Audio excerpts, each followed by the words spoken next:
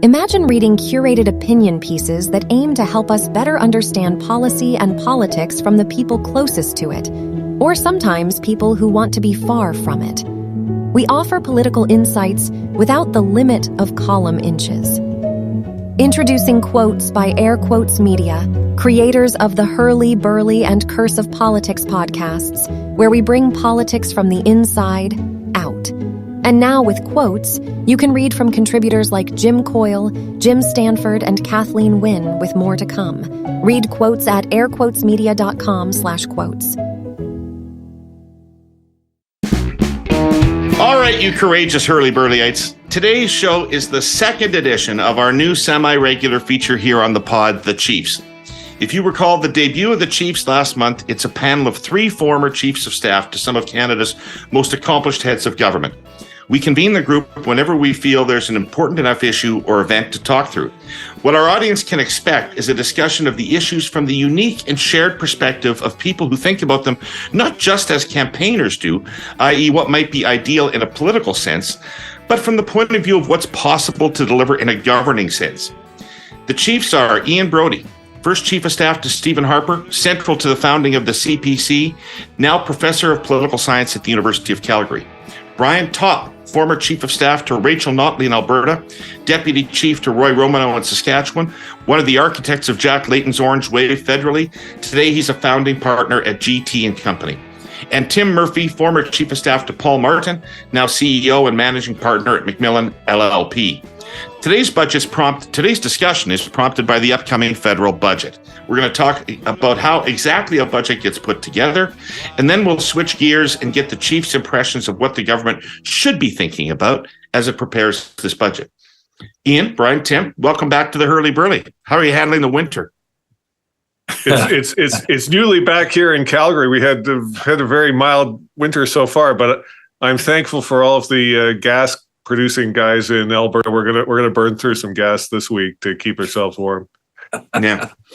That snowstorm, after it was done with Calgary, has moved here to the nation's capital. As I look out the window behind my computer here, it is snowing like heck. Yes, and in Toronto, we've merged the winter and construction seasons into one season. So it can't continue. Nothing will move. No. Nothing's ever going to move in Toronto again. No. All right, so there's a federal budget coming fairly imminently. There's no date yet, but it's probably in the next month. That likely means it's mostly done already. A government budget's an economic blueprint. It's a detailed statement of what the government intends to do in most policy areas, and an intensely political document. Budgets can make governments or break them. They're the clearest expression of what a government's about. Joe Biden, I think, said, "Don't tell me what your values are. Show me your budget and I'll tell you what your values are." So they're delivered in the House or the legislature by the Minister of Finance, but there's many inputs into them, and the PM or the Premier ultimately has to sign off on them. So let's walk through how one gets made from your perspective of people who've run the First Minister's office. Start with this very broad question. Where do the core ideas come from initially? How much you're going to spend, what your deficit goal is, what your spending priorities. Does the PM or Premier sit down with the finance minister and tell him that? Or does finance do an initial draft? Or are there long cabinet debates about this? Where does the template for the budget come from? Ian, do you want to start us off? Yeah, I mean, it's the big show for the finance department every year. And so my impression is the finance department is never more than 24 hours away from having a budget if they need one, that there's sort of always one in the filing cabinet, that there's an update, on a very regular basis at finance. I have heard stories from officials who weren't naming names because, of course, they're not allowed to tell stories of previous governments, but of prime ministers ordering up budgets on very short notice, and so they're always ready to come to the table. And you look at a budget document of 700 pages or whatever it is, there's a lot of what I would call routine housekeeping that comes from finance. There's some tax decision somewhere. They have to tweak the Income Tax Act, or there's some international agreement that's been made, so they have to tweak some spending issue. And, that stuff is the kind of the routine business of budgets. They're constantly keeping track of this stuff and throwing it in. In my experience, I think Tim had a different experience from both ends of this than I did. Mr. Harper and Mr. Flaherty were like-minded in many ways. They'd start meeting kind of in the fall, but Flaherty always came to cabinet retreats, the end of summer, beginning of the fall session of Parliament cabinet retreat with a view of what was coming down the tubes. And then every time we had a big cabinet retreat, he'd have an update to that, and there'd be an exchange of views. Flaherty was not new to this. He'd done this at the provincial level too.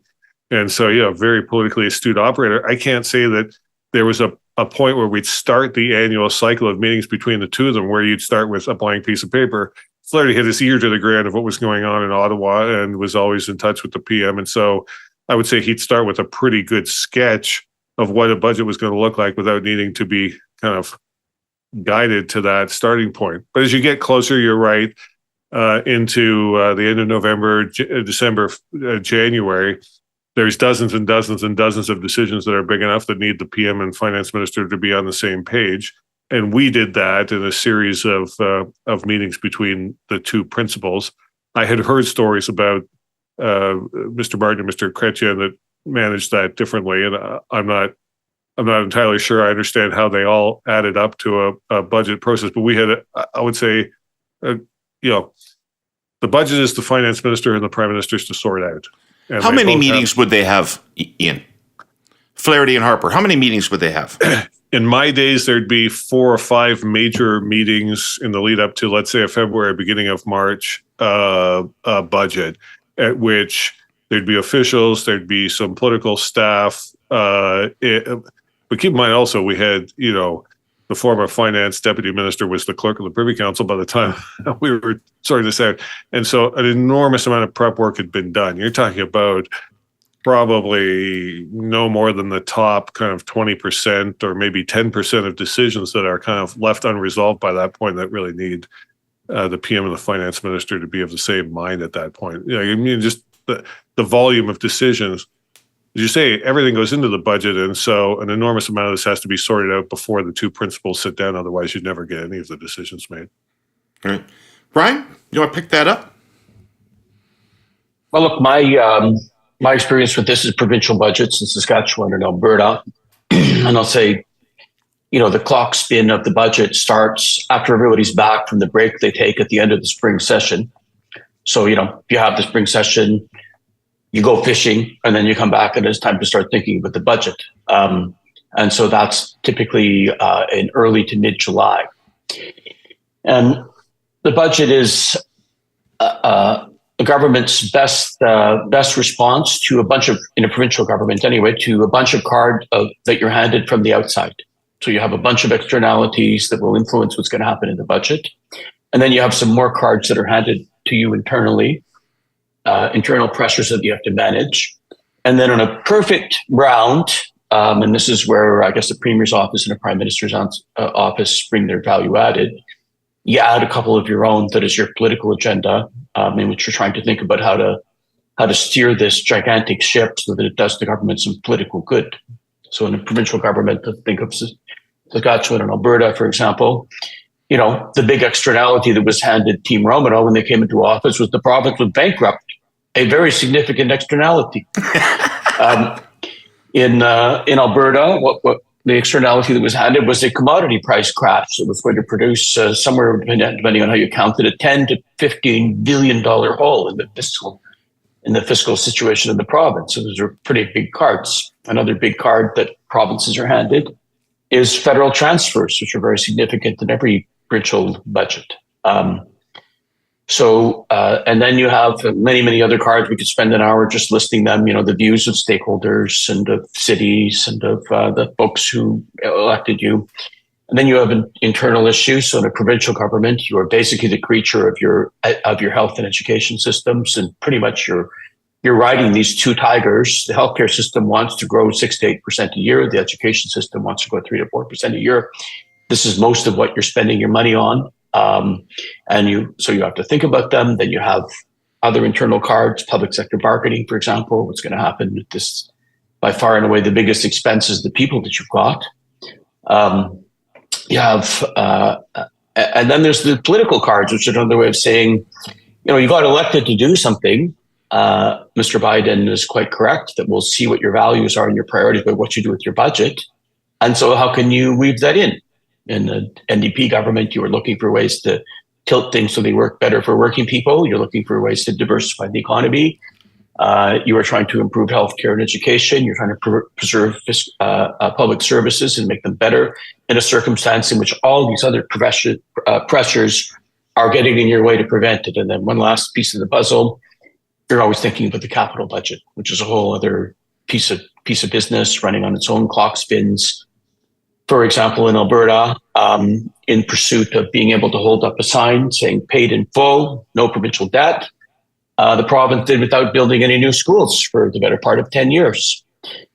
But meanwhile, it grew by 1 million people, many of them in suburbs that did not have new schools. And so we had built up an enormous overhang of unbuilt schools. You had schools with, 150 to 200% of the number of students they were built for. And you actually had traffic signals in the hallways so the students could walk past each other as the schools were impossibly inadequate for all the new families. And so here you are in the capital budget and what should really be a 10-year plan. You're thinking about all the province's infrastructure. And now you suddenly realize, okay, we have to build about 200 new schools, so we have to start them all now. That is an example of an externality, an internal pressure, and a bit of politics all happening at once on the province's second budget.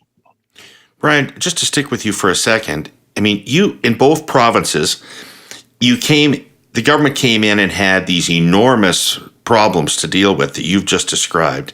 You told us, like when I worked with the Department of Finance in Ottawa in the 90s, I have to say that the people that were at the top of that department, the 7 or 8 people, were among the most talented people I've ever worked with in my life in any endeavor. Politics, business, anything. You told us on the last time that we all gathered that the bureaucracies in those 2 provinces were in a ruinous state when the governments came in. How did you put together the kind of budgets you needed with that level of support from the bureaucracy? Well, I think it would be fair to say the finance departments in both provinces were the least affected by the demolition of the public service, and that they both had really good officials. So they were not, in effect, a startup like many of the other departments. For example, the labor and environment departments in Alberta, which needed to be built from the ground up, although there were some very good people. I think the finance department, look, in terms of Saskatchewan, the finance department, which had some really good people in it, despaired of the cards that they had been handed by our predecessors, and they'd been thinking about it for quite a while. And they had, when they were able to make these recommendations, they had pretty clear advice to offer. Mm. And this was also true in Alberta. The public service, the central agencies was very good. And they understood what we were trying to do in terms of government. They also understood the pressures that we were about to get at, and they were wonderful Sherpas and guides in figuring out what to do about it. All right. Tim, you know this from both sides extremely well, involving very, very different people in the various different positions. Paul Martin and Ralph Goodale are very different people, and Paul Martin and Jacques Chrétien are very different people. To go back to the initial question here, where do the budgets initially come from? There are 4 narratives, content to a budget development, and there's fiscal, economic, policy, and political. And I actually think who talks on what of those 4 issues varies by the issue. For example, the fiscal framework of the government, finance department is the real keeper of that, and some of the, as you will know, around that table, one of the hardest conversations was, okay, what is the number going to be? Where are we going to be at? And Pete DeVries and others were held to very high standard, which they met on those kind of issues. And, obviously, other than are we going to run a deficit or a surplus and what are the ranges, there may be a political engagement on that. But inside of the management of that issue, a lot of finance department expertise brought to bear. Around economic issues, well, then you start to say you have a little more political involvement. You'll have cabinet committees which are generating ideas. the finance minister will consult either directly or, in Paul and Jean's case, indirectly on some of those issues. And then you start getting into policy, which is some of what Ian was talking to. You got to tweak this, tweak that. Stuff.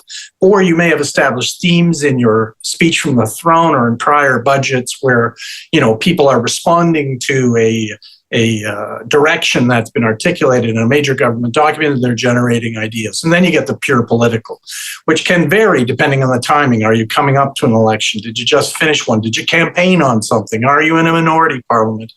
And so, those will vary. Like, a couple of examples where you see the pressure points. So for me, one of them, when we were, my first day on the job for Paul was 9/11.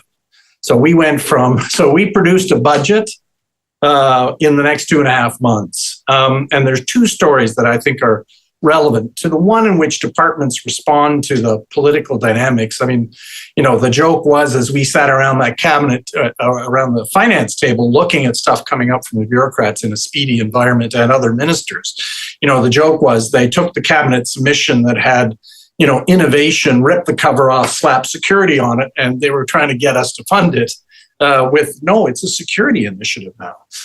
We didn't do that in many cases because we were trying to preserve in responding to this massive investment in security, border controls, getting planes back on. But what was interesting in that tension between the economics of a budget and the politics, at the end of the day, the department said we can get to a $1.5 billion deficit, which is, from an economist's point of view, is a balanced budget, right? But as you and I know, and the rest, that is not politically a balanced budget. That is a deficit. Paul had staked his career on running, positive balances. And so we couldn't get the bureaucracy to move. Fair enough. They were saying economically, given the, tens of billions of dollars, that's a rounding error. So we had to force, not to mention all the fucking prudence they were hiding in their numbers. But correct. Well, there was a bit of that. We may have been willing, just to be fair, we may have been willing co-conspirators. But I'll give you an example. So the idea we generated, which eventually we had to get Paul to convince the bureaucrats to do, was we came up with a small business deferral tax credit. Because, we said, look, you've been affected by cash flow problems as a small business. So what we'll do is we'll postpone any GST you earn for 6 months to give you time to get back on your feet, manage your cash flow. Oh, which, by the way, took $1.5 billion from the year where we had it, put it in the year where we needed it, and lo and behold, we balanced the budget. That's interesting. That's pretty. So the politics, so that's where the politics overweighs. But it's there were clearly, from our perspective, Paul Martin and Jean Chrétien, there was, to be fair to Prime Minister Chrétien, he gave his ministers a fair scope, and back in the 95 budget when, there was a significant requirement to get the, budgetary fiscal framework under control. Prime Minister totally supported Paul Martin in that effort against, a lot of strong cabinet voices who were screaming. And so that's around issues of those important, that alignment is crucial. And, and then that's sometimes done through bureaucratic channels from deputy to clerk, sometimes from political staff channels, chief of staff to chief. And depending on the relationship between the Prime Minister and the Finance Minister, more or less directly. A lot between Ralph and Paul, much less so between Paul and Joe. Mid to late March 2020. Ring any bells, Herle Burlyites? Or have you wiped it completely from memory? I doubt it. That was the period when, emotionally, practically, pretty much every aspect of life changed as a result of COVID-19. Or as we referred to it at the time, the novel coronavirus. Last week here, on behalf of our presenting sponsor, TELUS, I introduced you to a thing called an EMOC, TELUS's Emergency Management Operating Committee. EMOC is a hugely important part of their culture, and in the form of 60-plus TELUS team members, a living, breathing example of their commitment to network resiliency and reliability. But let's get back to events at the end of March 2020. Lockdowns in place across the country, social distancing the new reality, as we all swerved around each other, maintaining our personal 6-foot force fields. And home became our workplace, our doctor's office, our movie theater, our school, our everything. The EMOC team was already on the case. Their mandate? When a large threat to safety and connectivity is imminent and critical resources required, they spring into action for rapid response and recovery. In the case of COVID's march across the globe, preparing for the way we'd all need technology to stay connected to loved ones and do just about everything from home. More home internet, more voice calls, more picture, video, and text messaging, virtual meetings and classes, seemingly 24/7.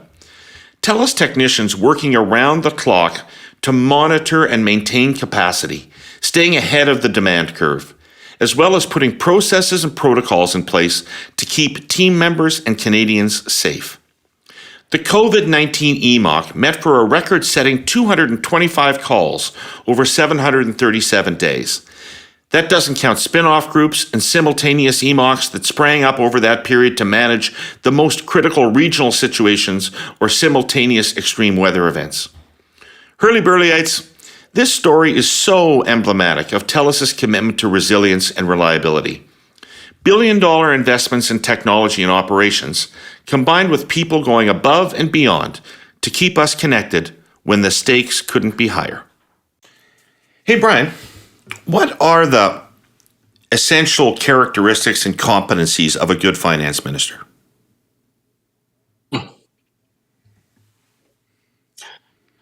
A good relationship with the First Minister.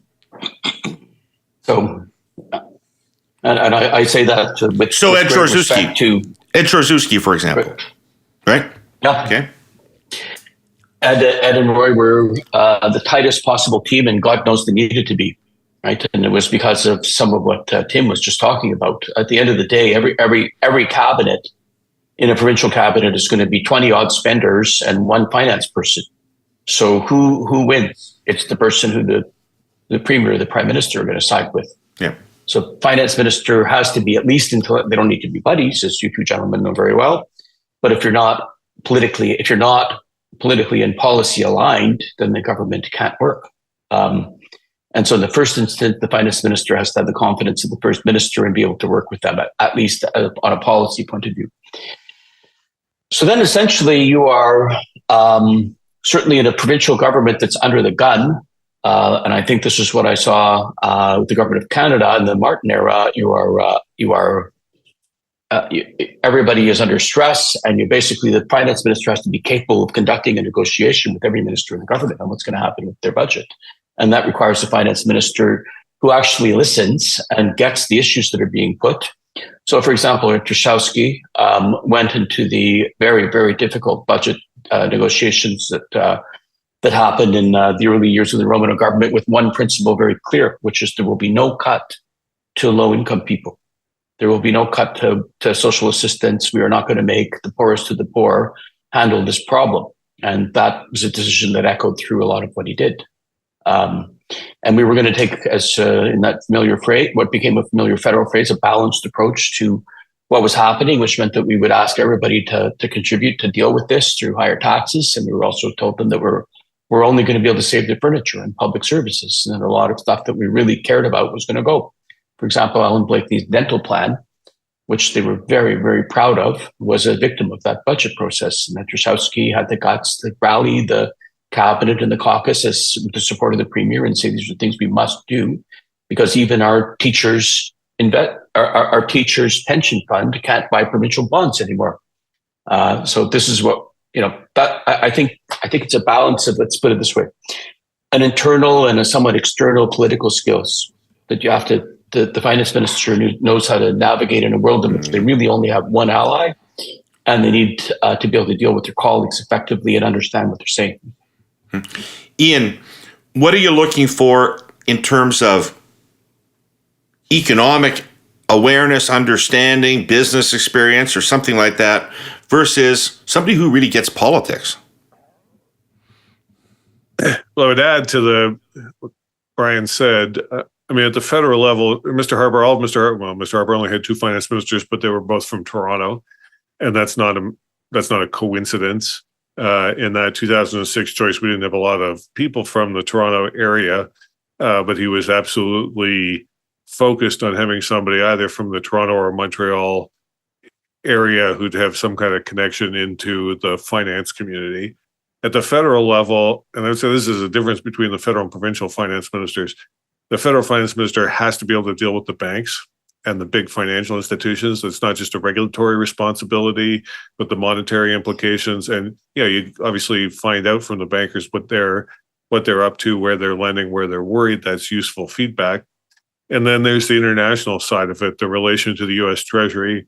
You have to have a finance minister who can pick up the phone and get a hold of the U.S. Treasury Secretary whenever they need to. And that's not, there's only a handful of countries in the world that could have a finance minister that would have that kind of influence to be able to pick up the phone and get a hold of whoever's running the Treasury at this particular point. And Canada's one that is in that realm because we're in the G7 group. So you need a finance minister who's got that kind of credibility in Washington. And then if you've got the ear of the U.S. Treasury Secretary, you can get to the IMF without too much trouble. And so as a result, I think the business and finance experience is less, that's the second tier compared to that big picture of the political side. The job, no offense to any of the people who've done it, there's 2 days of the year where the finance minister's in the public eye for a fall economic update and then for budget day. So you can invest an enormous amount of time in getting ready for those 2 big days. Everything else is kind of preparation for those 2 big days, and budget being the most important one. That's now a political calculation. If you can keep the first minister on side through whatever means, Mr. Martin obviously had a different way of doing that when he was at finance. You can keep the Americans, you can keep in touch with the banks.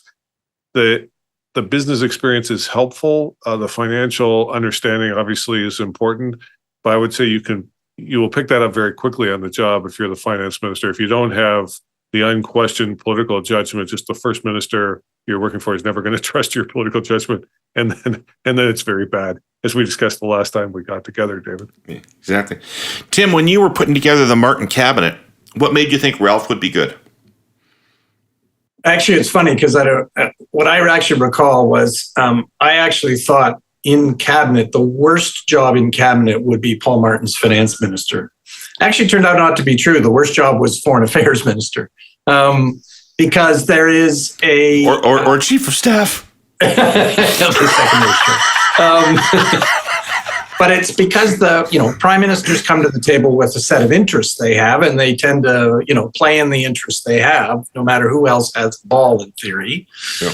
But at the end, it was because thought about the job, right? You want someone who's got can be a skilled communicator, has got some degree of independent political authority, can be principled / tough in the right circumstance, and then has credibility, right? And that's a loose term, which can be financial, business, or broader personal. And in that group, Ralph pretty well covered that set of things. And, we'd seen him up close. You knew him well, that he could tell Paul, no, we thought in the right circumstances, although that turned out not to be true in income trust. But I think that set of things, because, at the end of the day, there's really only 2 people who carry the economic fiscal narrative of the government, and that's the prime minister or the finance minister, right? And if both can, that's great. And Ralph was absolutely a safe pair of hands, a credible guy, seemed to be credible, had and was someone, though, outside of that Toronto-Montreal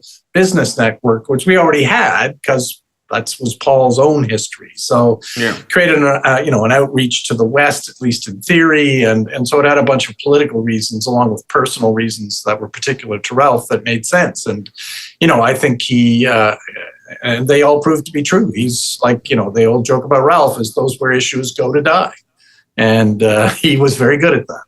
Can I say another word about Ralph Goodale? I mean, because we haven't talked about Tim referred to it obliquely, but he and Mr. Flaherty both had to manage the finance department at a time of minority government, where obviously it's the core rule of parliamentary government. If you can't pass your budget, your government's pretty much over.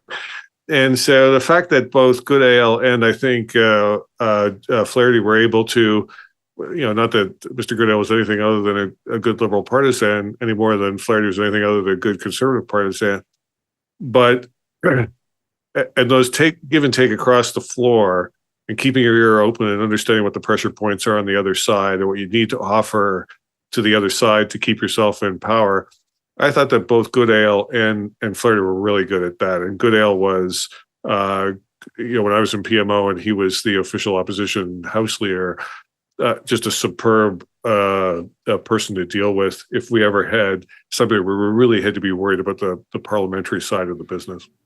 Excellent. So we'll picked up some listeners in Canada House today. One other thing about Ralph.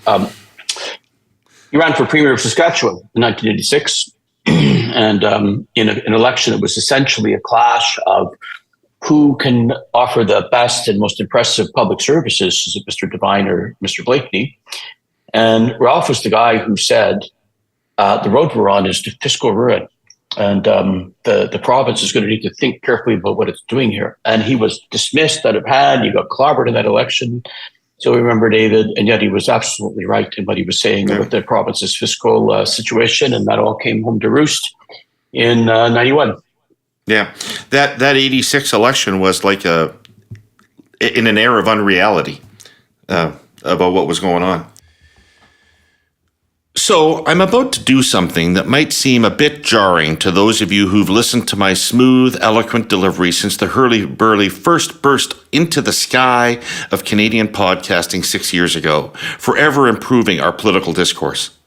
I'm going to use a cliche. Cliches can be hackneyed, yes, but some make you think, like the following. Fast, good, and cheap. Pick two. In other words, you can have fast and good, fast and cheap and good, good and fast, but you can never have fast and good and cheap. I would pause here and let you reflect on that, but we have to move things along here. Anyway, it's sort of an economic law of nature. It applies to all, including our sponsor, CN.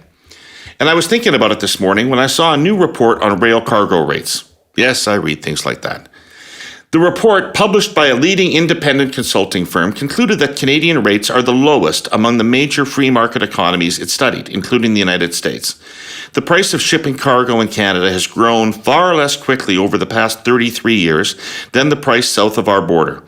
As a result, shipping in Canada is on average 11% cheaper.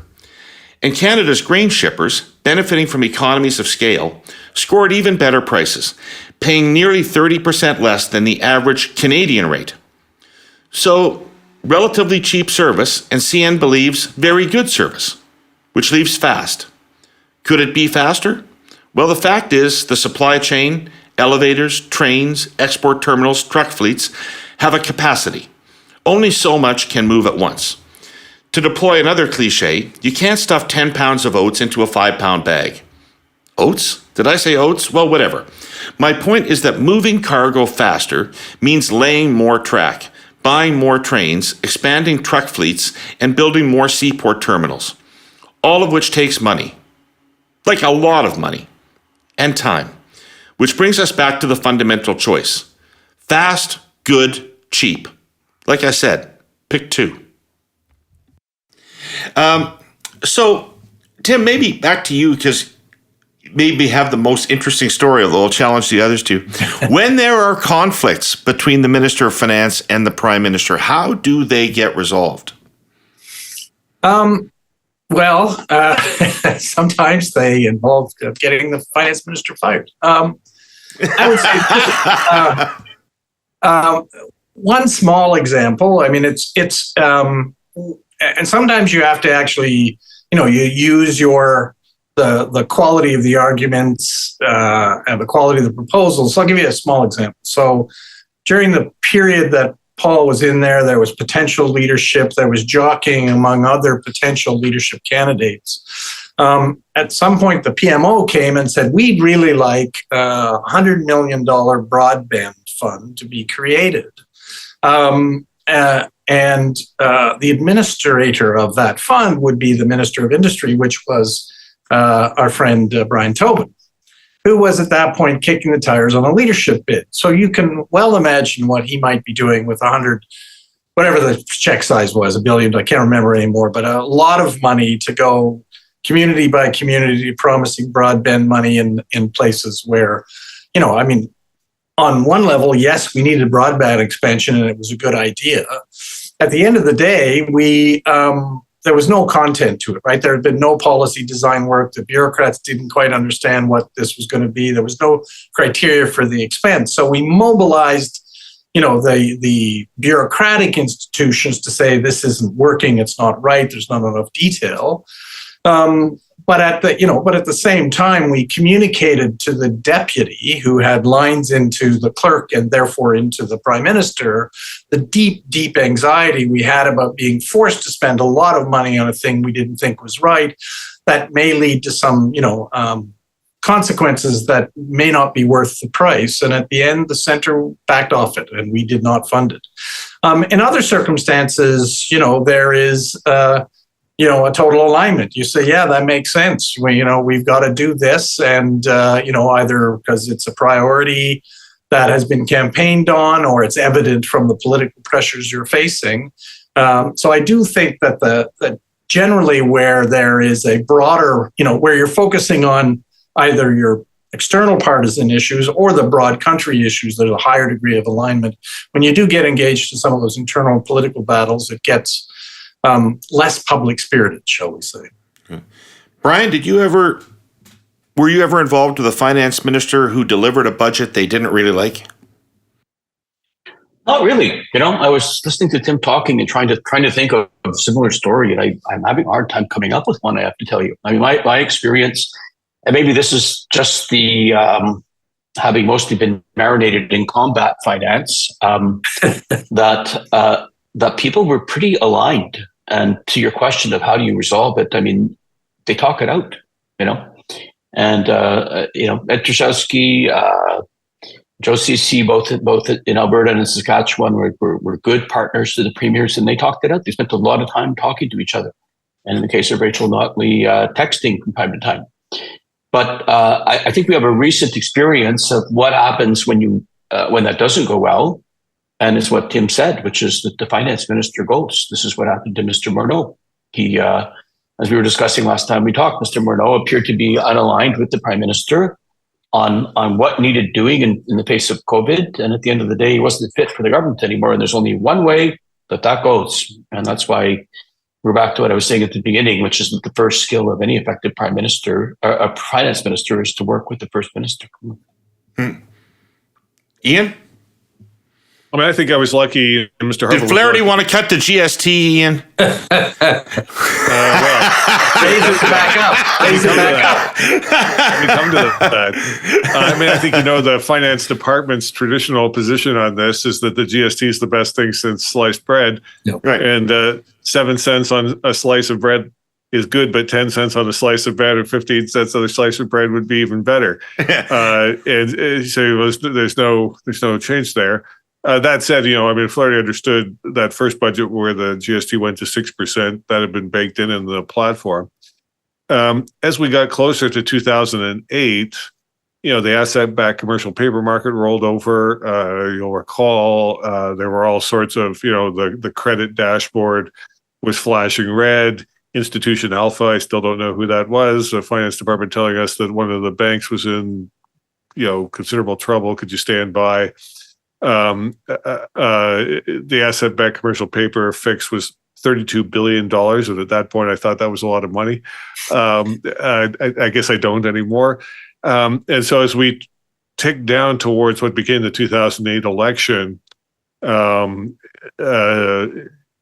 Flaherty came with the view from the finance department of what the finance department always proposes, which is some big corporate thing, which we basically, we'd done what we were going to do on that. We were pretty competitive on that space. Martin had done some work on this, and I think we'd done well to continue it. Ontario was a problem at that point, but dealing with the Ontario government at that point was not possible on their corporate tax being out of whack. So they came with a bunch of bracket changes and this, that, and the other thing on the personal side, and Mr. Harper just said, "Thanks for not doing that. We're going to 5% on the GST." That's the discussion, and that was the end of it. And I remember, Mr. Harper saying, "If we don't do it now, we're never going to do it, and we can't go back to the voters without having done it." But I think we were lucky that Flaherty had run for leader of the Ontario Party a couple of times at that point. I think he'd had his fill of leadership politics. There were some friends of Jim's running around Toronto with his plan to be prime minister, but Flaherty wasn't on that map. And, the Conservative Party as a whole, I've written about this, by the time Mr. Harper was defeated in 2015 and resigned, actually the party at that point was not ready for a leadership race. How do we do this? Where do we find other leadership candidates? And so there was no prospect of a leadership challenge to Mr. Harper, and that made all of the personal relationships around the cabinet table 100 times easier. And so I think we were blessed for that he had such a strong internal position, that it didn't that personal side of managing cabinet was never a problem. My impression is that the cabinet finds out what's in the budget the morning of the budget, when the finance minister presents it to cabinet. I always thought that would be pretty frustrating as a cabinet minister. Is that normally the case? Am I right about that? And is that a good way to operate? Well, I think the morning sounds like it's early to me. Why would you let them know before lunch? I mean, really, it's only an opportunity for leaks. My experience was quite a bit later than that. But aside, I mean, the tax stuff, because the tax stuff, as you know, can move markets, and so you have to be careful about that. And really, other than on some issues that really might impact housing. But wait a second, just to challenge you on that. I mean, wouldn't a cabinet minister say, well, why the fuck does Herle know what's in the budget and I don't know what's in the budget?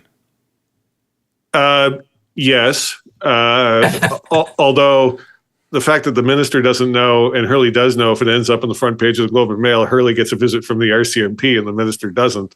And so I say, look, be careful, of what you wish you knew, because if it ends up out in public, your backside's in a sling.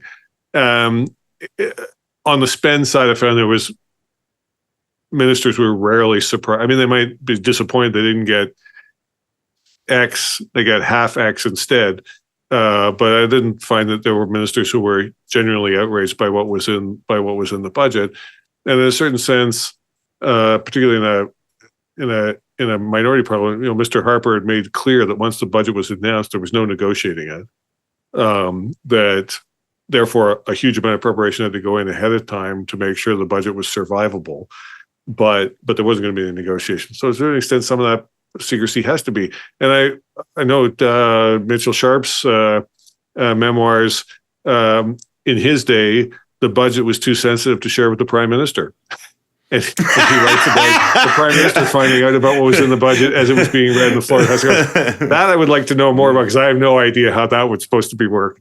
I don't know how you make that work. But at that point, it was too. This is too sensitive to let the prime minister's staff and the prime minister know what's in the budget. Like, good grief, how's that supposed to work? Wow, that's a lot of power. Does the cabinet have opportunities to shape the broad direction of the budget? Yeah. Everybody. I mean, look, Tim's been through this. Brian's been through this. Every minister knows that if they want something done, they're probably going to need some money. Their departments tell them there's no internal money that can be reallocated in order to make it work, because that's what departments always say. And so you need an incremental chunk of money out of the budget in order to make it work. And so, in a certain sense, the finance minister has to keep track of the prime minister or the premier to make sure they stay in office.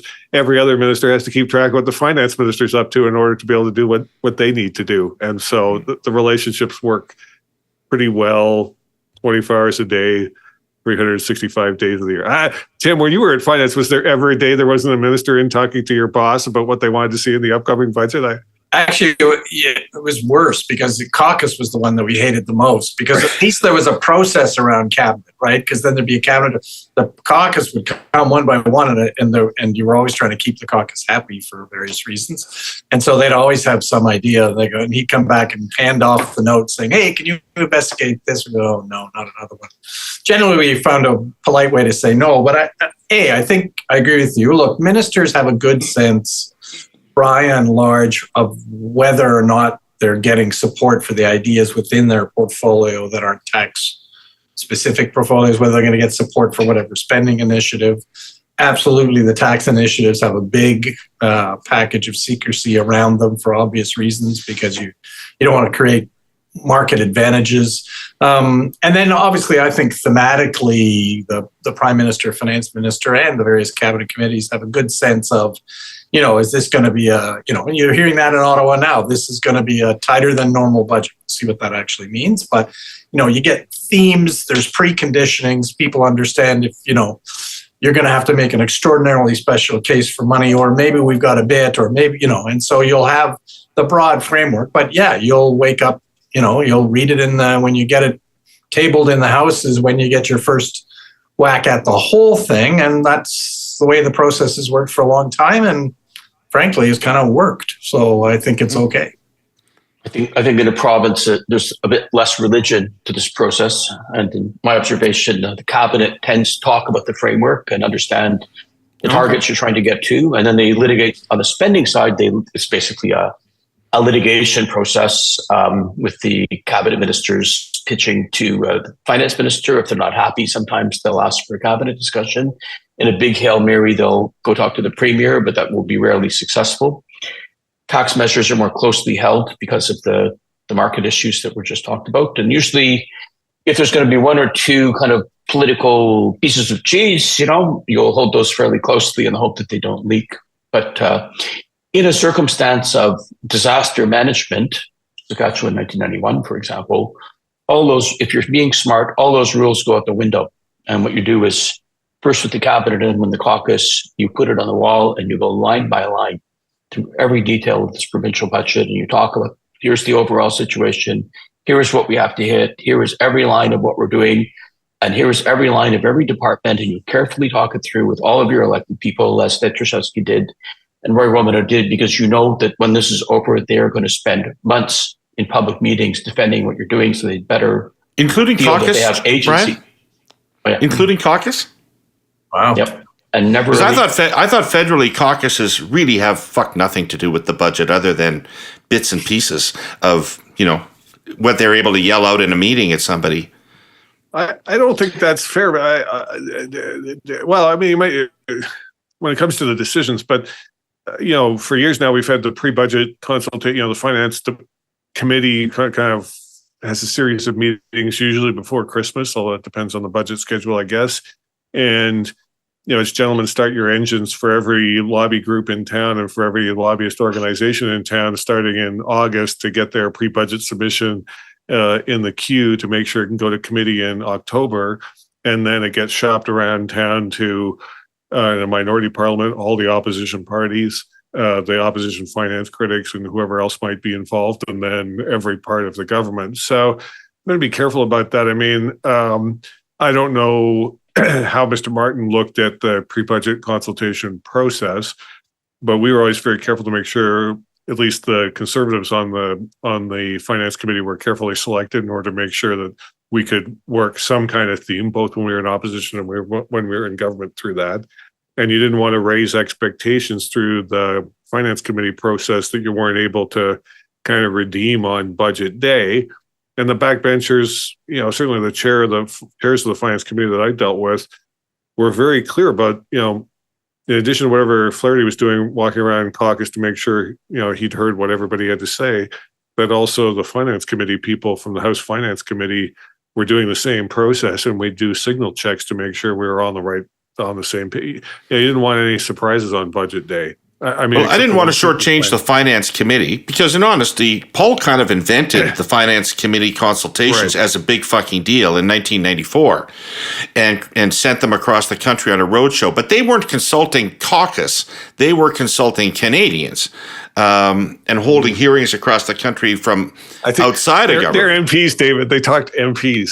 Okay. All right. You're right. But, there's no, MPs spend a lot of time together in Ottawa, and I think they chat about these sorts of things. And I think you might be surprised at how much the Finance Committee matters to somebody who's trying to get their thing into the budget if they're a backbencher from Timbuktu. Yeah, so I think the Finance Committee is important, has two roles. Frankly, one of them is a message discipline role, which is it plays the role of preparing a framework and a guideline for how people should be thinking about the budget. And there needs to be a degree of coordination between the finance minister, his or her staff, and that finance committee. That being said, the finance committee can then highlight certain issues or, take down the temperature on certain issues that will have an impact on the budget and how the finance minister can come to think about it. So like back to your day, and Paul, and when you were around that table, David, in 94, 95, it was, they were crucial to creating a framework that allowed Paul to do the 95 budget from a message discipline, from a taming the caucus demands and all the people who got elected on quite a different platform than the budget ended up being. And so I think, it is a crucial element, but I think at the end of the day, it can influence, but it's not a decision maker. Right. I think caucus members are, all through the Westminster system, all around the world, are finding that less and less tolerable. And I think so. One of the interesting pressures in our system of government, which, to be clear, is an excellent system of government, as we can see by looking at the alternative south of the U.S.-Canadian border. This is a big pain point, which is where is their agency in these governments? And so I think this requires everybody setting up new governments under this system to think carefully, what is the role of your government backbenchers? Because as we've seen in a number of political movies, as Boris Johnson, for example, discovered not on budget issues, but if you let pressure build up without dealing with it, and you allow your backbenchers to believe that they were powerless, they may try to show you that isn't so. I may have some modest experience, but that. But I do think, David, to your point, there is, and Brian, there is a difference to federal and provincial budget making, and I think there is almost a high priest quality to the federal budget making process that's less true provincially. And as an example, David, you and I were involved in a process leading up to the 2014 election, right, where there was the premier and the premier's office, some campaign team people sworn to protect the privacy of the budget process. The finance minister sat around the table to help craft a budget, in a minority parliament context that basically was really driven politically, but with a lot of important elements in it to achieve ultimately the outcome where we were happy if the thing passed and happy if we got beaten on it, but it required that degree of coordination between the premier, the finance minister, and ultimately the external political advisory units to be able to get to that outcome. And it's, it was, as you recall, it was a big room, lots of people around the table helping, make decisions around that budget. It also required paying very little attention to what the finance bureaucrats were telling us. Which continued to be true. Budget is always a special project. I want to get into that, but can we actually just take a second and add some real tangible value to our listeners? If you are trying to influence a federal budget, if you're a business group or a business or a civil society group, and you want to have some input into a budget, what should you do? What's the way to get your idea in there? Ian? Well, look, this is a year-long process. So don't think you're coming. I mean, when I was chief of staff, Tim must have had the same thing. Brian, you must have had this all the time. It's the end of January. Somebody calls and says, here's something I need in the budget 2 weeks from now. It's going to be multi-billions of dollars. And if you don't do it, the country's going to fall apart. I'm like, if the country was going to fall apart, you should have started this a year ago. And why don't we think about this for next year's budget? Because if it's January and the budget's 2 or 3 weeks from now, 4 weeks from now, this is when you start to plan your lobby effort for next year's budget. When the budget's over, spend your time on Parliament Hill, spend your time in the finance department, spend your time going around to see all of the opposition critics, spend your time at the Ottawa Club or the Canadian Club giving speeches about how important the damn thing is. Make sure you go see the Globe and Mail's editorial page and all the people at CBC or whatever, go do your media work. And that's a 12-month effort. And don't think it starts, Labor Day for the next February and whatever the hell it is. If you come up back after your Christmas vacation, decide this absolutely has to be in the budget in February, you're already dead meat. Forget about it. It is a huge amount of work. People who do it well are doing it full time. You look at some of the university people and some of the business organizations that do this, they're doing it full time. And they're in touch with everybody in cabinet. They're in touch with every MP that will talk to them. They're on the Hill constantly. They're in getting their lobby groups lined up and media allies sorted out. And that is a huge effort. You put a team on it, you invest some money in it, and it takes time. It's not unless you're the CEO of the Royal Bank and you're phoning up, and even then, if you're in that much trouble, it's already gone. Yeah. I support everything Ian just said, and I'll try to add a couple of other pieces for our audience. Number one, have a really clear, smart idea that you can articulate in a page or two, followed by a good, thoughtful technical paper that answers as many of the questions as possible. Do your homework, have thought, think it through. Don't think that this begins with, let us tell our story and give us, a phone book of narrative, right? It's a clear rifle shot recommendation that's easy to understand. Secondly, in today's Ottawa, most, if not all, key initiatives happen when a province is proposing them. So I think it's important to remember that we're in a highly federalized country with a whole bunch of governments that have just worked as closely together as they ever have since World War II, addressing the COVID thing. And so the governments are actually listening to each other these days. And a proposal that comes in with one or more provinces, not in an angry tone, but as a province saying, this is a good idea that's important to us and here's why, is much more likely to survive. And a final piece of the puzzle in today's Ottawa, and this is, gentlemen, also true in both of your experiences, no one party gets to call the shots at the moment. It's a minority parliament, which means you need to do your politics on the Hill, not just with the government. Well, I'm going to be additive because I agree with that, David. But another thing I find is a couple of things. One of which is I tend to tell people, pretend your audience is made up of skeptical narcissists. They don't care about you and they don't believe you. Now you've got that's your starting point, right? Because generally almost everyone who starts talking to government tells them why the idea is good for them. And you've got to actually frame it as to why it's good for the government, for their interests, whatever those are. And it has to be, to Brian's point, compelling and short. And because that leads to the second issue, which is the problem almost never is that the idea isn't a good one. People tend not to go to government with bad ideas. There are occasional exceptions, by and large. But that's not the problem. The problem is you're the 900th good idea that day. So the question is, why should your idea be someone picks up and runs with? And that's what you need that compelling case for. The third thing you need, though, ultimately, I think, to make it work, because especially federally, because there's a bureaucratic process, there's lots of things coming at them with regional variation, political, House. You need a champion. You need to find someone who's prepared to push through the bureaucratic or political intransigence to make something happen. So you got to find some way into someone who goes, oh, that's a great idea. I want to be the champion in that and move that. But then, you have to add, I've seen good ideas that have worked because they went out and talked to every MP, including opposition critics, and they all wrote very similar letters to the responsible minister saying, hey, this is a great idea. We really should do it. And this would be helpful in my community. I'd see it. And you just generate kind of the civil society political groundswell for it to get it. But yes, you need time for the system to respond. You need time to build it. And you need a narrative that's compelling and a champion that'll drag it across the finish line. Awesome.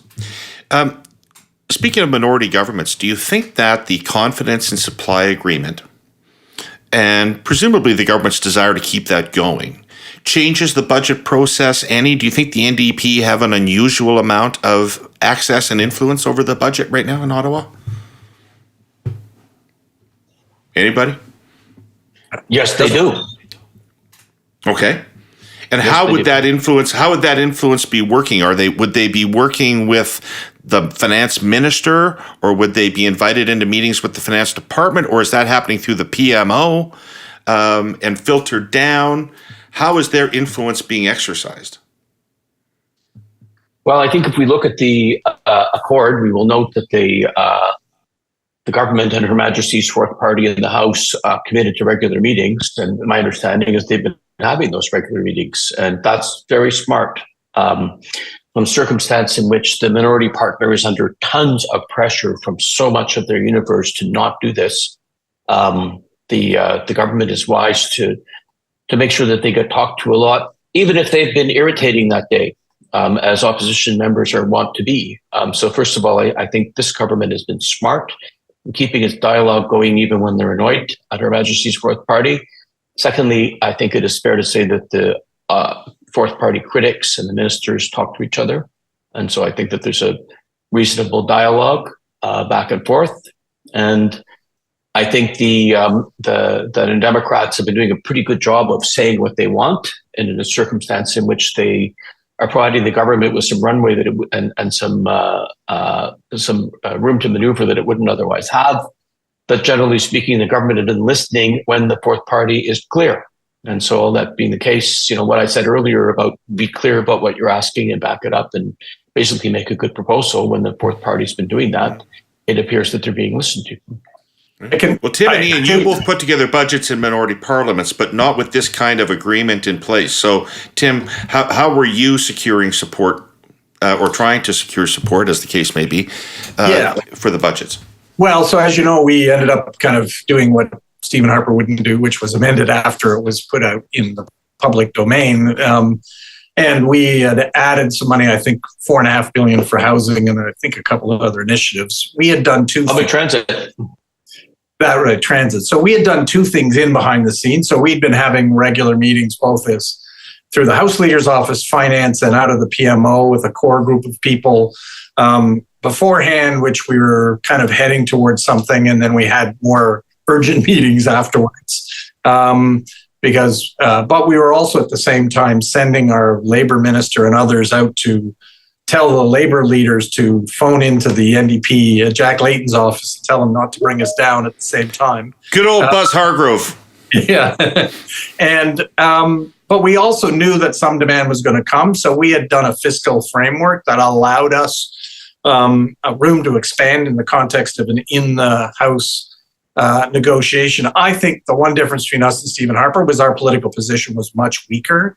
I think Stephen Harper was right to say, I'm not negotiating, get it right before you publicize it. But he had he was stronger politically. He had weakened opposition. We were a wounded animal, trying to crawl to a finish line. And we were very much dependent frankly, on the NDP to be able to keep us in power. So they had more power So we ended up adding that initiative. And to Brian's point there, I think the current government is talking much more regularly and consulting. So they consulted on the design of the dental program. And I know they had a bunch of discussions around that because trying to, get because the NDP just has less experience in government. So trying to explain some of the realities of how that's going to work. Although my favorite story was for a while inside the government, the dental program was called the National Dental Program. NDP, and they realized, no, they couldn't. Ian, Tim's right. In my impression of the Harper government in its minority years was that it was basically just fucking daring the opposition to defeat them. Look, I want to disagree with that, and I'm going to disagree with Brian at the same time. I think the NDP, this supply and confidence agreement, I think the NDP had, and the Prime Minister needed it for his internal caucus management issues. It helps him manage the budget process inside his own caucus and helps him manage the ongoing leadership race inside the Liberal Party. I think the NDP settled for too little in a one-time effort. If they'd had a year-to-year agreement where they came back to it every year, they would have had more influence. Because in part, that's because I think you're wrong about Mr. Harper's approach. Flaherty met his counterparts in advance of the budget every year. Mr. Harper met his counterparts in advance of the budget every year. I would always sit in on those meetings. He would ask the opposition leaders, is there one or two things that you really need to see in this budget in order to be able to support it? Everybody who came with the one thing got it. And then on budget day, during the lockup, my job was to phone over to the opposition party offices and say, if you look at page 345, that thing you asked for on December 15th is in there and it's fully funded. Understanding that was not going to determine whether the opposition party supported the budget or not. They'd make their own political assessment based on, it had nothing to do with it was in the budget. But Mr. Harper was very clear he wanted to give cover to every opposition leader that if they decided it was in their political interest to support the budget, that we would make it absolutely clear, highlighted in neon, sign, me calling across to the other side just before the budget was going to be read in the House. If you're going to support the budget and you're looking for something to hang your hat on, here's what you asked for in public, and you'll see it's fully funded on whatever page of the budget it is. That was an absolutely mechanical part of every single budget I was involved in with Mr. Harper, and they all worked. And as a result, we passed a budget with the support of the NDP, we passed the budget with the support of the Liberals, and we passed the budget with the support of the Bloc Québécois, different ones every time. And every time the leader that supported the budget would come out and say, see, on page 256, this thing I asked for is there, fully funded. So, I think it was a very hard-nosed process. There was a certain amount of, daring the other side to defeat us. But behind the scenes and then out in front, there was, in every single budget, there was something that every one of the opposition parties would support. We were quite, I think everybody understood the cards that were being played in that process, because I would go and color in the coloring book in case they couldn't figure it out themselves. All right, let's switch from process to substance. Since there is a budget coming up, it's interesting that we've all talked about the need for alignment between the finance minister and the prime minister, and what happens if there isn't, because there's rumors that alignment doesn't exist in Ottawa right now. There's rumors that the prime minister still very much has some spending on his mind, and that the finance minister, Ms. Freeland, is got religion on restraint. How do you think that is going to get resolved, especially in the context of this NDP agreement? Tim? Well, I think I sort of generally the prime minister wins that fight because although she's not without hand, they couldn't afford to lose her right now. I don't think they could afford to lose her. No, it would be a significant blow, but I don't think to be honest. Yes, maybe the calculus for the NDP changes in the context of losing her from the cabinet, but there isn't. She's not a leadership threat to him. She can be a broader political threat and has some power by virtue of that. But I think, I do think when we go back to that fiscal, economic policy and politics, I don't think there's any question that there is increasing energy around the need for some fiscal story. Because I think the other thing the finance minister is at least in part responsible and is an important attribute of governments is, are you competent as a government, right? And that can be a broad thing. And I think this government has competence problems right now, passports and just general delivery of federal services. And so that can bleed into how you view a finance minister doing his or her job. Are they competent in managing the finances of the country? Are they competent in responding to economic pressures, cost of living, and all those things? And so I think there is some political energy around the notion is this government competent, and does the fiscal framework of this government feed into that competence? So I would, now I understand they just spent a whole whack on health. The real question isn't necessarily, you could spend still some money and still have a fiscal narrative that's a strong one. I think you have to, though, pick your battle around what you're going to finance, and then find a way to lean into the fiscal competence story. Brian? Look, they're not. It's not going to be too hard for the federal government to look "quote unquote" competent on restoring the finances, because they're just in the last stages of deflating COVID spending, and that's going to make their books look a lot better. And so this government has done heroic amounts of spending during COVID, appropriately so, and now they're deflating it. So it's going to be a good story. The markets will be happy. The bond raters will say, yes, you're making good progress. And then the question is what I was talking about earlier, which is what are the external pressures, what are the internal pressures, and what are the politics? And so the external pressures are well known. First of all, there's a very significant and dangerous war going on in Ukraine, and therefore governments like Canada that are basically our global security free riders need to adjust that now.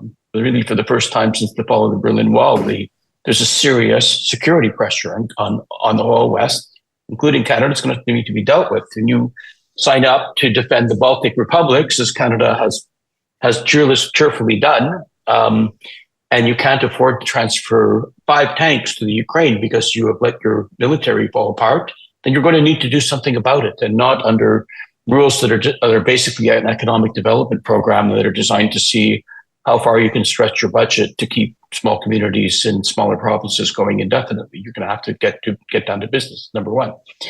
Number two, you're in a world in which the questions about what does the economy do now lie before us. So, for example, in Western Canadian energy industry, how are you going to conciliate the fact that this is still a huge chunk of our economy with some significant opportunities like LNG against your carbon goals? It's going to have to be reconciled. And the federal government is thinking about a whole bunch of measures that speak to the dance around this issue in different ways that you could argue are contradictory and need to be resolved. So that, and many, many other things that you know well. And so all this has to be dealt with.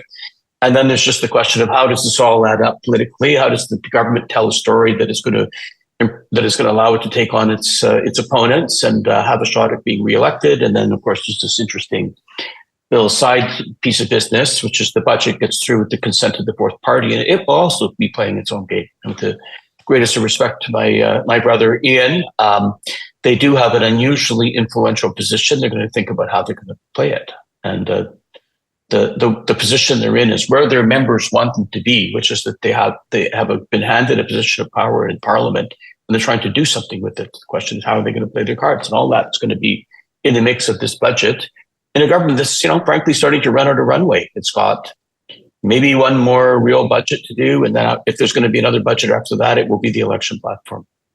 Ian, do you think the finance minister is right to be wanting for the government to show more restraint and more respect for a fiscal anchor than perhaps it has shown to date?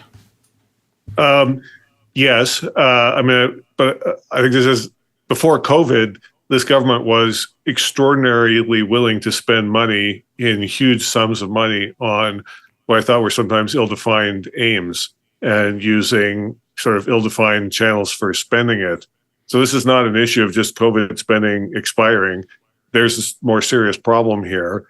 It's true that for the foreseeable future, you could probably squeeze another bit of money here or there and the other where. But the other side of the war, and what Brian says about security money here is right. The big pressure is to replace all the stuff that we've sent, and then to start to cope with all the military equipment that we've sent, and then to start to cope with the new security environment, which is very difficult.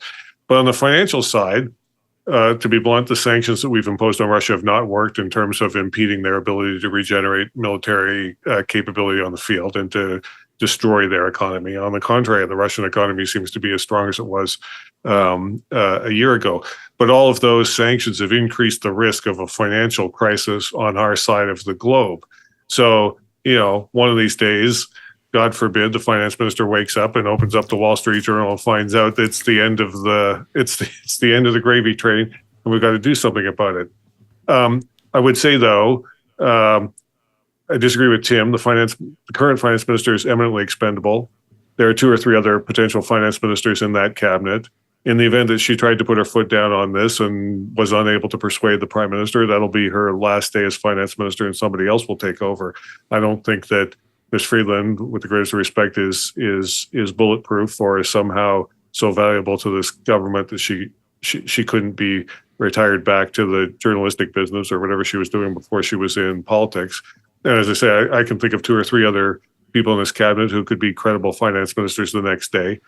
The challenge is, all of the risks. You look at across that dashboard of... Not sure that's how it would play in the liberal world, Ian. Maybe. You have a better assessment of that than I do. But, the prime minister's trying to put an end to this leadership race that's going on inside the party. And that'd be one way of provoking the matter. One way that'd be a gamble on his part, but there's other people who could do the job. But I think on that dashboard in the finance department, all of the green lights from 2 years ago are gradually turning amber and turning red. And in that case, it'd be wise to start to plan for what the next financial crisis looks like. So it's interesting. To merge the two discussions that we've had, I don't know anything about foreign policy, but my understanding is that President Biden is really pressuring Trudeau to take on a major assignment in Haiti that involves military and a lot of other factors. And the Prime Minister is pushing back, but he's getting a lot of pressure from the President to do something about this. How does the government build that prospect into its fiscal thinking? First, you're going to have to choose. You can do one of those two things. And I don't think that the history of foreign countries intervening in Haiti militarily and administratively, in effect, occupying it and trying to impose a new government on it, are very edifying. And one can understand the United States saying, maybe not us this time, since their record is troubling, to say the least. But I don't think there's as we discovered recently in a number of other countries in the Middle East, I think there's very little prospect that you can impose good government by force. I think the Prime Minister's right to give a pass on that one, which doesn't mean, given the close ties between Canada and Haiti, that we don't have work to do there. But I think that's not the crisis of the world right now. The crisis of the world is Ukraine.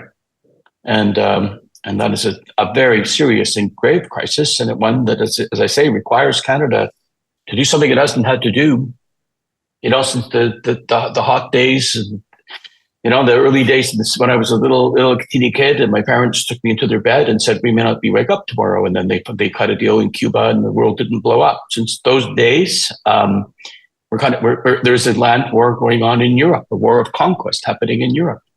We're members of NATO. That's our responsibility. That's job number one. And it means you can't keep doing what we've been doing now, which is using your security budget as an long-term economic development budget that just doesn't dawn anymore. That's a big challenge. And this finance minister, who probably more than anybody else in the cabinet feels the issues with both her head and her heart, has a moment to decide what she's going to do. And that prime minister is going to have to decide how he wants to play his cards. And I don't think otherwise you're going to see the government turning to Martin-style austerity. That is a scenario for defeat, both in the House and then in an election. So they're going to have to muddle their way through something else. I could say that when Mr. Harper first sat down with Mr. Bush face-to-face in March of 2006, the first subject that came up on the American side was Haiti. It took me a little bit by surprise, but in my experience, when Americans think about Canada and Canada's role in the world, Haiti's never far from the top of that list. And then when I worked at the Inter-American Development Bank in Washington for 4 years, obviously the big Haitian earthquake took place in the middle of that. And I was up to my eyeballs in Haiti issues there as well. So this is a long-term issue that both Canada and the United States face, other countries in the basin face. I have to say the one country that did seem to make a success of Haiti when they were in the leadership role was Brazil. And the Brazil-U.S. relationship is better now than it was before the recent Brazilian presidential election. I wouldn't be surprised that the Americans are pushing Brazil, since they do have a record of success, at least in the Port-au-Prince area. And, Brian's right. We can be ready to reinforce in Latvia in the event that something goes badly wrong in Latvia, or we can be ready to send those troops to Haiti. I think the Americans understand that's our set of choices. In the event, yeah, sure, we could pull back a bit on Latvia if they really want us to move to Haiti instead, but then they've got a hole in Latvia. It is sort of a sad statement that that's the choices that we have for, in particular for Army troops at the moment. There just aren't enough to do both. And once upon a time, not that long ago, Canada would have been able to do both and did do two big things at the same time. Hey, Tim, the polls are showing the Conservatives with a massive advantage over the Liberals right now on economic management, like maybe 30 points, like just really bad. What could this budget do to narrow that gap? I wish I knew. I mean, I think it's a real problem because, a big chunk of that is, cost of living, is inflation, is the erosion of purchasing power. And the problem is the kinds of traditional tools to deal with that make those problems worse, right? You give out money that makes inflation worse. You get it, and so it's and given the time frame between now and the election, it's a challenge. So I think the government's got to find ways that makes it look like it. First, I think it actually needs to talk about the problem. It barely ever even talks about the problem or acknowledges that it's real, and in part because you got a finance minister who doesn't seem to have gathered that up under her wing as a central concern of hers. It doesn't appear to be the finance or the prime minister's either in particular. So you've got no one in the government who's a primary economic spokesman for the government who's actually feels like they're taking it seriously. So I'd start there. Find someone who's going to take the thing seriously, talk about it, show empathy, show concern, and then maybe you start doing some small things that are saying, we understand, we're going to help you on, whatever it is, on your housing costs and this cost and whatever it is. Frankly, I'm stunned that they haven't called the grocery store CEOs in, right? I mean, I would have, and even little things like their cabinet retreat, I would have sent every cabinet minister out to a community and sit down with some people and say, just come in and tell me what you're here. What are your problems? And then bring that back to cabinet. It would have been a way different cabinet retreat discussion if they'd done that. Just to say, hey, we're having trouble out here in the real world. Could you talk about the stuff that's happening to us? And so I think, so I don't think there's any magic policy solution, frankly, but even just to acknowledge that the problem is happening would be a good start. I don't think that the guy who, won the Tory leadership in part by talking of cryptocurrency just before it crashed has really earned laurels as the country's best fiscal manager or economic manager. So I think Tim is right. The numbers that we're seeing are basically public concern over the cost of living. And the government of Canada has to start thinking about things that it doesn't want to think about. It has to start thinking about the cost of housing, which it tried to get out of. And think about what it can do about that in the short, medium, and long term. In a circumstance in Toronto, for example, where all we've done is build luxury condos for 10 years, in a community in which we're bringing 100 to 200,000 new people a year, the same housing stock. So housing is a huge pain point for the public, and they need immediate relief now. And then it's a long and deep problem that needs somebody with some serious heft, which is not the city of Toronto, to deal with.